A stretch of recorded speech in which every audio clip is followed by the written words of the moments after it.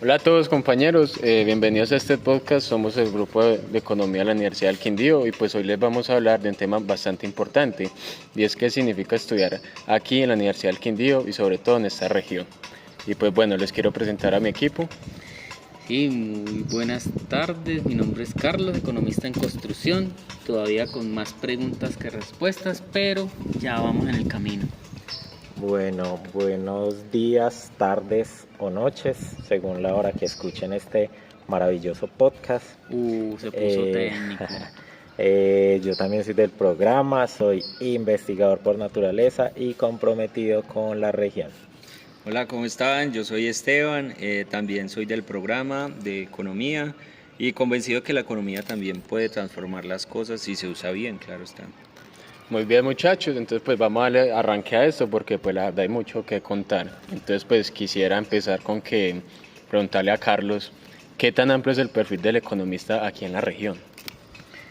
Pues miren, cuando uno le dice a alguien que estudia economía, pues lo primero que piensan es que, usted trabaja en un banco, o sea, cosas así. Sí, eso es lo primero que pienso. Sí, es lo primero que se viene a la mente. Sí, claro. Y sí, puede ser, pero el campo es muchísimo más amplio que eso, o sea, no es solamente eso, sino que abarca muchas cosas más. El programa de economía de la Uniquindío pues forma profesionales que pueden leer la realidad de los datos, ¿sí? O sea, proponer políticas públicas, diseñar estrategias de desarrollo, entender por qué hay regiones que crecen y otras que se quedan atrás. O sea, todo está en el perfil del programa. Sí, Carlos, y mire que no es solamente la teoría. O sea, nosotros tenemos materias, por ejemplo, como lo que, pues, aunque no hemos llegado hasta allá, pero yo sé que son materias que tienen mucho que ver, por ejemplo, econometría, macro, son materias que nos han hablado mucho de eso y son herramientas que nos dan como las herramientas para trabajar con información real y tomar decisiones, pero pues siempre con criterio.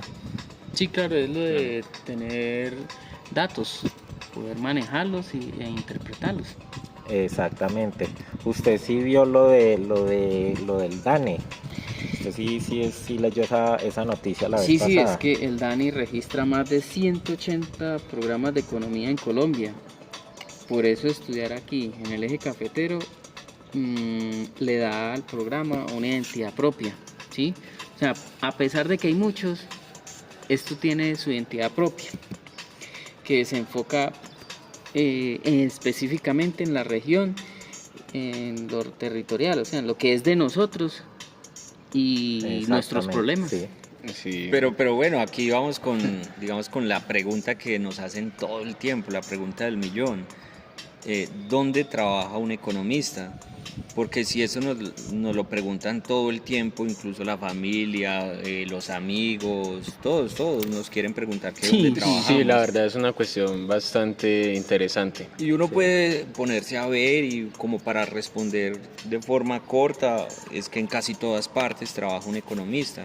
Por ejemplo, en el sector público uno puede trabajar en alcaldías, gobernaciones, el Banco de la República, el Ministerio de Hacienda y además también en el sector privado, en las empresas, bancos, fondos de inversión, en consultorías, incluso también en casas de apuestas y también en organismos internacionales como la CEPAL o el Banco Mundial. Hombre, esto es una información bastante pues interesante y pues mire que también viéndolo por otro lado, acá en el Quindío hay oportunidades bastante buenas, que no muchas veces las vemos porque estamos en una ciudad intermedia, donde mitad es turismo y pues mitad es la agricultura. Pero pues acá Y antes estábamos más limitados. es verdad, es verdad.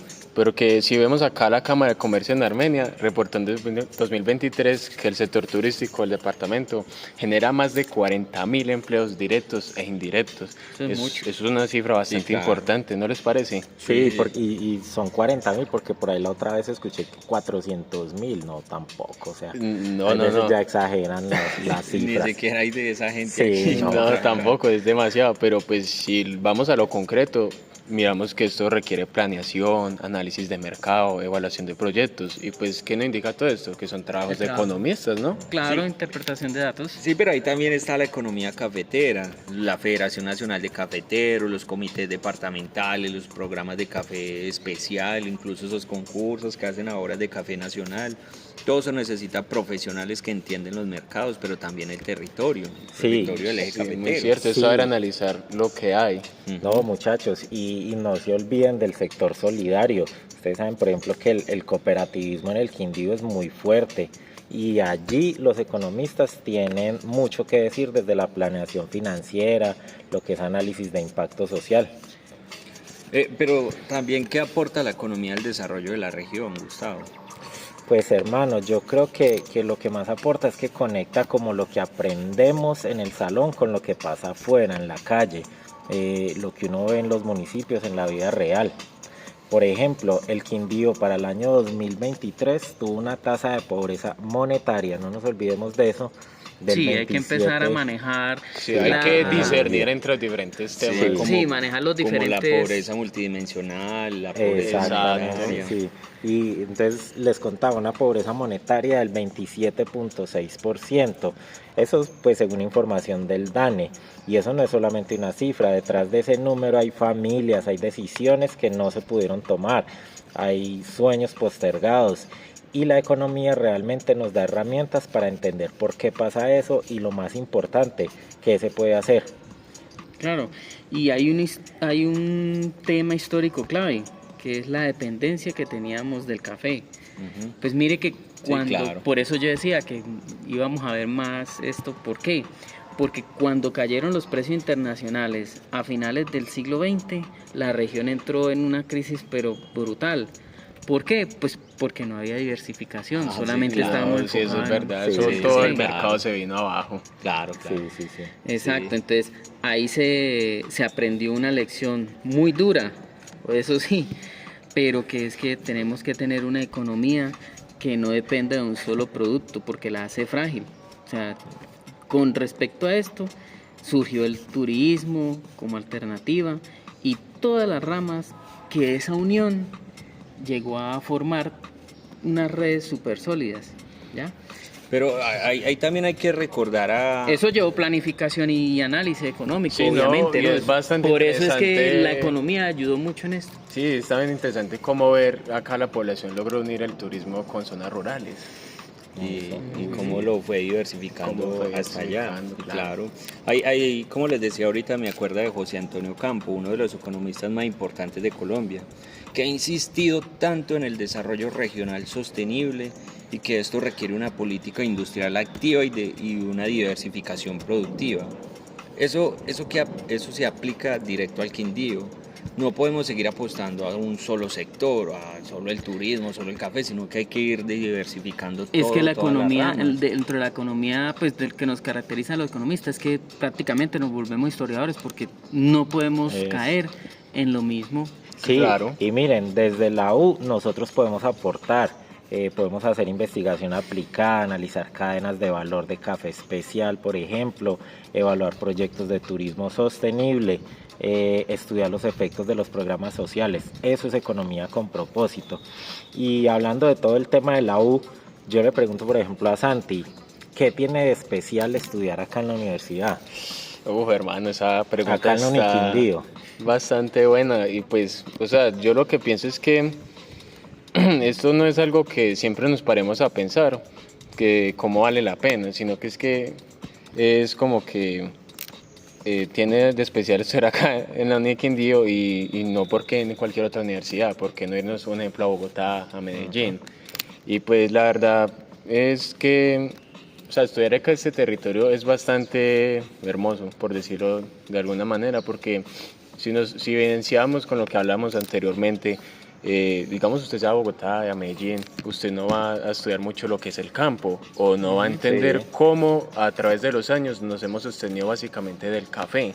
Entonces acá darle un enfoque a eso es bastante bueno. Es que mire, Amartya Sen, Premio Nobel de Economía, pues ella dijo que el desarrollo no es solamente crecer el Producto Interno Bruto, sino ampliar las libertades y capacidades de las personas. O sea, es ese enfoque humanista en lo nuestro, ¿sí? Que no nos formamos solo para maximizar ganancias, sino entender el bienestar de la gente. No, y la Uniquindío tiene algo valioso, que es la interdisciplinariedad. Eso nos obliga a pensar los problemas desde varios ángulos, no solo desde el económico. Sí, y además hay un vínculo real entre el programa y el territorio. Profesores y egresados que siempre están trabajando en la gobernación, en la alcaldía, en el comité de cafeteros. Todo eso nos muestra que eso no es solamente teoría, no se queda solo en teoría, sino es un camino concreto de transformación. Y mirando todo eso ya para darle cierre. ¿Qué responsabilidad implica todo eso? Sí, ya para que le vayamos dando cierre al podcast. Hombre, es una propuesta bastante buena para darle cierre ya a este podcast, y pues yo quisiera que cada uno de nosotros respondiéramos a esta pregunta, y la cual es: ¿qué responsabilidad implica formarse como economistas? Eso, y empiece usted. Y pues bueno, pues, desde mi punto de vista es una responsabilidad de no hacerse indiferente ante la población, de no tener que, obtener toda esta información, todo este conocimiento para el beneficio propio, sino que por el contrario, esparcirlo con la comunidad, hacerles ver cómo nuestra economía avanza, qué soluciones le podemos dar, y no siempre quedarnos con lo mismo, porque recuerden que el que no conoce la historia está condenado a repetirla. Qué frase. Yo lo veo como una responsabilidad de los datos, ¿sí? O sea, es el ser riguroso, el estar pendiente de los detalles de los datos, saber interpretarlos. O sea, es no torcer las cifras para que digan lo que uno quiere, sino lo que realmente es. Porque una recomendación de política mal fundamentada, esto afecta la vida no solamente de uno, ni del sector pues que se enfoca el proyecto, sino que es para miles de personas. O sea, eso pesa. Sí, claro, pero para mí es más algo como desde la humanidad, es como una responsabilidad con los que vienen. Muchos de nosotros somos como la primera generación en la universidad, y eso no es algo menor. Si llegamos aquí, tenemos que tender puentes o como un enlace con nuestras familias, con nuestras comunidades, incluso con los jóvenes que vienen detrás, con los nuevos que van a pasar a primer semestre, así como debieron tenderlo con nosotros que Sí, vamos es a como pasar a abrirles segundo. camino. ¿Sabe yo qué le agregaría? Yo le agregaría responsabilidad con el largo plazo. En economía siempre estamos pensando como en el corto plazo, en el ciclo electoral, por ejemplo, en resultados inmediatos. Pero tenemos que tener en cuenta que las decisiones de hoy tienen consecuencias que duran muchos años, incluso décadas. Y todo eso nos obliga a pensar en grande, más allá de nosotros mismos, por ejemplo. Bueno, muchachos, pues muchas gracias acá por acompañarme en este podcast. Somos del programa de Economía de la Universidad del Quindío, y pues nada, nos vemos en el siguiente episodio, o pues como bien dirán, en la siguiente clase. Muchas gracias. Muchachos, que se estén bien. Gracias por Bueno, a tenerme en ustedes que cuenta. están ahí antes Estamos viendo, chao. hombre. Chao, profe. Chao, profe. Chao.